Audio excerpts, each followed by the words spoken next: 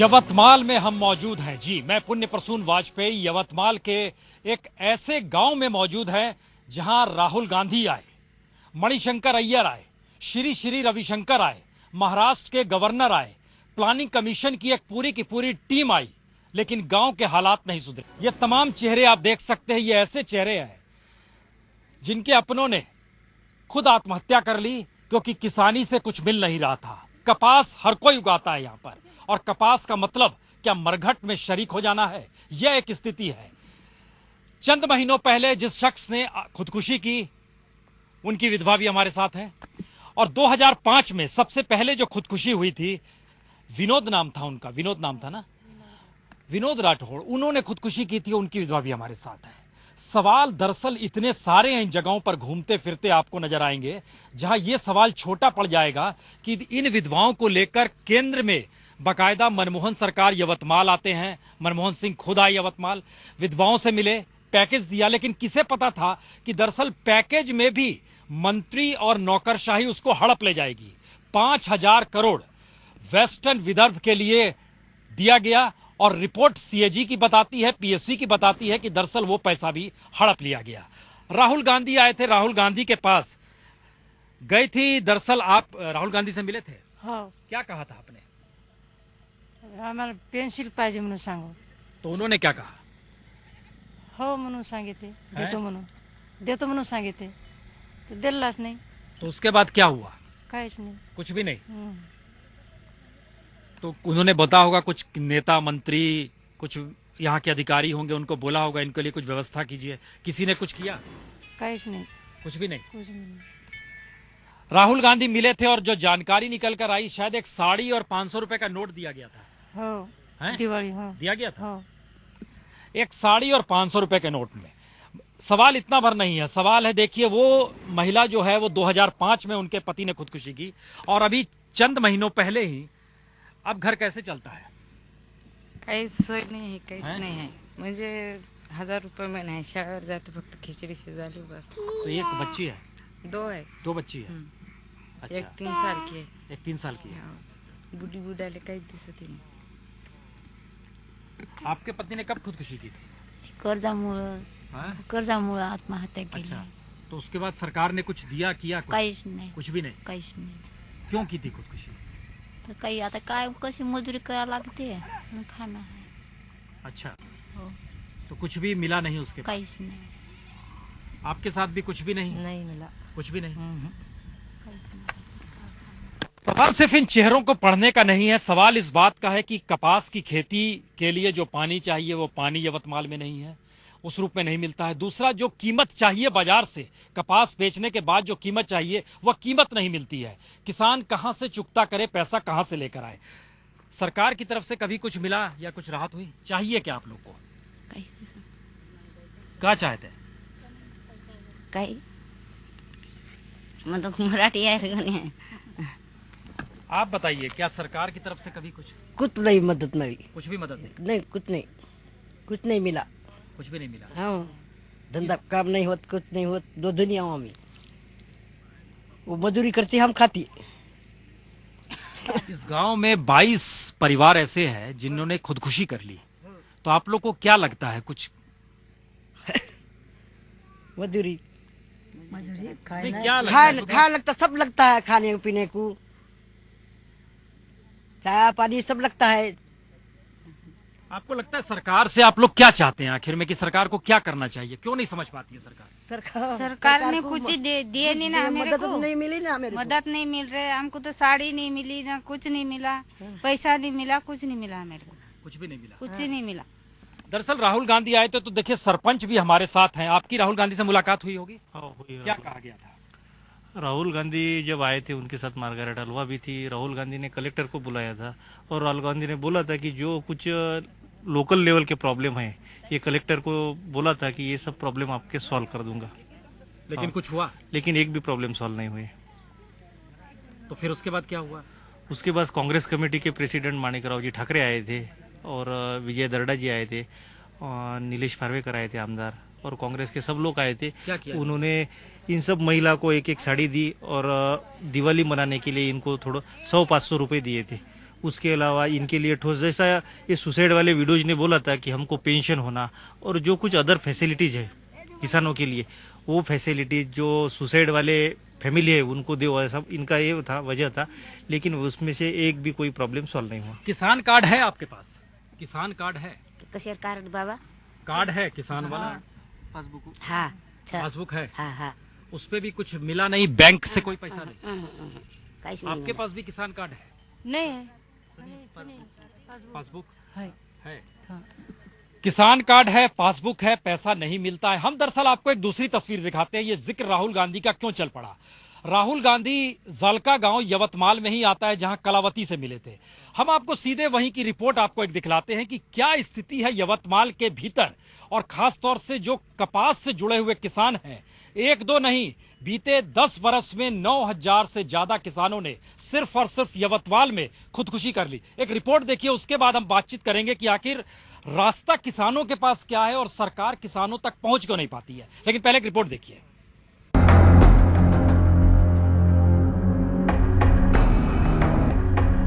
दो बूंद पानी, जी, लेकिन जिस जगह पर हम खड़े हैं यहां सवाल दो बूंद पानी का नहीं है, यहां सवाल किसानों की खुदकुशी का है। हम आ पहुंचे हैं यवतमाल, और यवतमाल में भी जलका गांव। ये वही गांव है जहां राहुल गांधी की कलावती रहती है, और इस जगह पर भी दर्जनों खुदकुशी हुई है। दरअसल हैरत की बात यह है कि देश का एक ऐसा जिला है ये यवतमाल जहां सबसे ज्यादा किसानों ने खुदकुशी की, और सिर्फ दो बूंद पानी का सवाल नहीं, बल्कि किसानों के पास कुछ भी नहीं है। खाने के लिए कुछ नहीं, मजदूरी करते हैं उससे पेट नहीं भर पाता है। ऐसे में पानी की बात क्या की जाए इस जगह पर घुसकर। तो आइए जलका गांव चलते हैं और जरा टटोलना शुरू करते हैं उस सच को, जो सच सरकार के पन्नों में नजर नहीं आता है, लेकिन शायद आज कैमरा पकड़ ले कि स्थिति है क्या और त्रासदी इस देश की है क्या।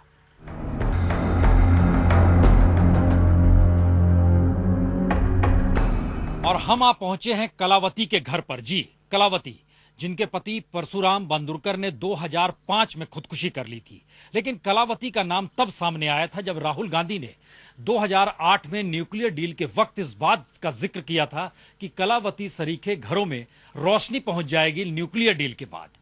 घर में रोशनी पहुंची या नहीं पहुंची, अंधेरा कितना घना है, किसानों के दिलों में कितना अंधेरा, ये सब कुछ कलावती के घर के भीतर झांक कर आज भी देखा जा सकता है। ये हालत नहीं उनकी कि वो बाहर आ पाए। हम चलते हैं अंदर।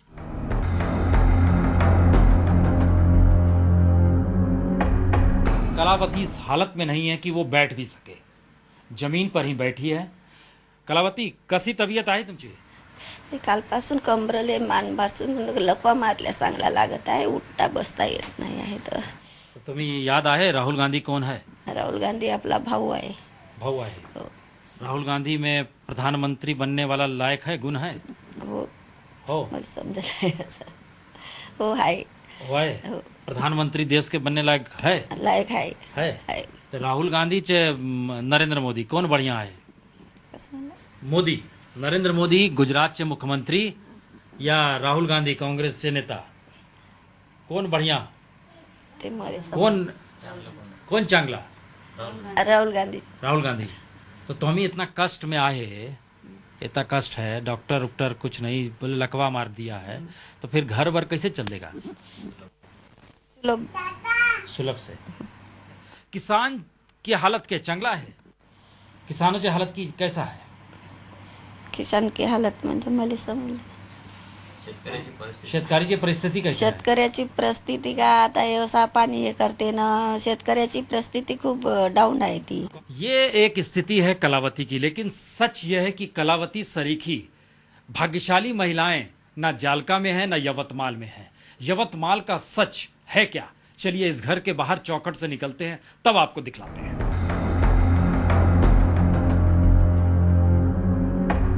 किसानों की हालत जलका गांव में क्या है, ये अपने आप में एक सवाल भी है, और शायद इस देश के सामने एक सबसे बड़ा प्रश्न चिन्ह भी, क्योंकि सवाल जलका गांव का कलावती के जरिए उठा था, लेकिन यहां के किसानों की हालत बद से बदतर है। उन्हें लगता है कि सरकार सिर्फ अपनी नीतियां एसी कमरों में बैठकर बना देती है, और इस दिशा में कोई नहीं देखता किसान को चाहिए क्या। क्या ये वाकई सच है कि किसान के बारे में कोई नहीं सोचता? वाकई सच है, क्योंकि जब ये पूरा सिस्टम ही गलत है, जो किसानों को चाहिए वो नहीं मिलता। जो 71,000 करोड़ रुपए की कर्ज माफी थी उसमें भी भ्रष्टाचार हो गया। ये जलका गांव का ही सच नहीं, ये पूरे के पूरे यवतमाल का सच है। आइए जरा आगे बढ़ते हैं।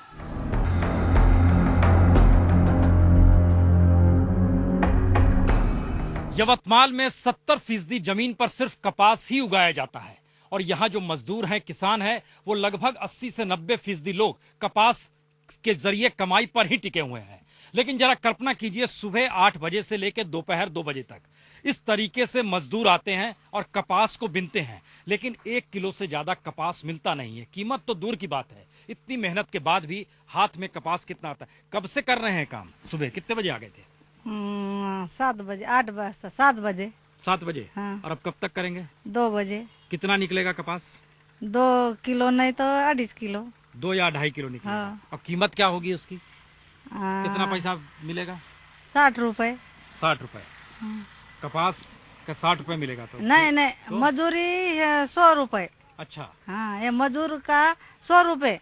सरकार के पास कोई नीति है, सरकार के पास कपास किसानों को लेकर कोई पॉलिसी है, ऐसा लगता नहीं है। और किसान के सामने मजबूरी ये आ गई है कि दरअसल वो क्या करे। सरकार नहीं का लवारिस बायाले देते, लवारिस बायाले घर बांधून देते, नवरा राउंड बाया नवरा मेला म्हणून त्याला हे भेटते, पैसे भेटते।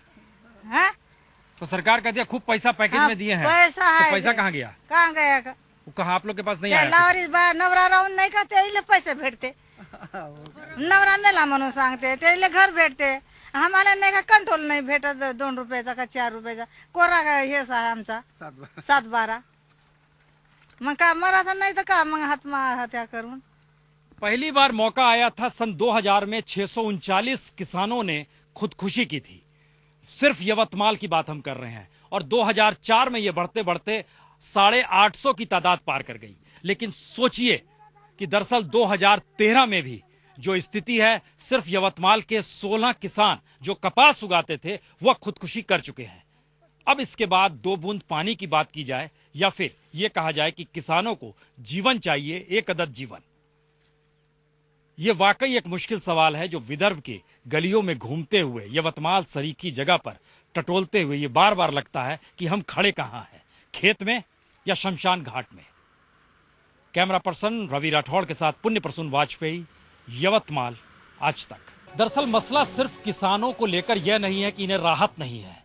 आप हैरत में आएंगे कि बेंबला सिंचाई परियोजना 1992 में सरकार ने कहा कि यह बनेगी 190 करोड़ में, और वो अब तक पूरी नहीं हुई है, यानी 20 साल से ज्यादा वक्त गुजर गया और 190 करोड़ की कीमत आज की तारीख में 2280 करोड़ हो गई है। यह एक स्थिति है। सिंचाई को लेकर क्या मुश्किल क्या है सरकार के सामने यवतमाल में? खासतौर से यवतमाल में अभी तक की सिंचाई का 7% से 8% ही सिंचाई व्यवस्था है, और कैनल और डैम के वजह से, डैम के माध्यम से जो इरिगेशन किया जाता है, सिंचाई की जाती है, वो सिर्फ हर डैम में से 12% ही होती है। और वो डैम का उपयोग ही कुछ भी नहीं है। करोड़ों रुपए, हजारों कोटि रुपया खर्चा होता है उसमें, और सिंचाई व्यवस्था बहुत कम होती है। सिंचाई इसका मतलब ये है कि सिर्फ बरसात होगी उस पर निर्भर है सब कुछ? हाँ, बरसात पर ही, सिर्फ बरसात पर ही, उसके अलावा कुछ भी नहीं। उसके अलावा कुछ नहीं। बरसात पे खेती निर्भर रहती है। और इन सब के बीच आप यहाँ पे सरपंच, एक आखिरी सवाल बताइए, इतनी सारी विधवाएं आपके गांव में हैं और अब ये संख्या नहीं बढ़े, इसके लिए कोई है उपाय किसी के पास? इसके लिए उपाय तो गवर्नमेंट के पास भी है, क्योंकि गवर्नमेंट ने कुछ ऐसा किसानों के लिए कुछ ठोस प्रोग्राम रखा तो ये जो सुसाइड है ये रुक सकती है। और लगता है आपको सरकार कोई योजना है सरकार के पास, रख पाएगी? सरकार योजना रख पाएगी, लेकिन सरकार रख रही नहीं ना योजना। सब व्यापारी के लिए योजना चालू है, किसानों के लिए कुछ भी योजना नहीं है। एक आखिरी सवाल का जवाब दीजिए, सरकार से चाहते क्या है? सरकार से मदद क्या चाहते हैं? पैसा चाहते हैं, जमीन चाहते हैं, पानी चाहते हैं, रोजी रोटी चाहते हैं, मजदूरी चाहते हैं, क्या चाहते हैं? पैसा चाहते हैं। क्या चाहते हैं? पानी पाइजे। सरकार अगर सुन रही है तो किसान कहता है पानी पाइजे। जी, सिर्फ पानी चाहिए, पानी दे दीजिए, बहुत कुछ हो जाएगा। और दरअसल संविधान के तहत तो यह अधिकार मिला हुआ है कि पानी के लिए मांग ना की जाए, शिक्षा के लिए कर लीजिए, स्वास्थ्य के लिए कर लीजिए। लेकिन देखिए, त्रासदी विदर्भ में टहलते घूमते हम यवतमाल में आज हैं, कल हम आपको बुल्ढाना और जालना में मिलेंगे। स्थिति इतनी विकट है, किसान सिर्फ पानी मांग रहा है। अभी बस इतना ही, खबरों का सिलसिला जारी है।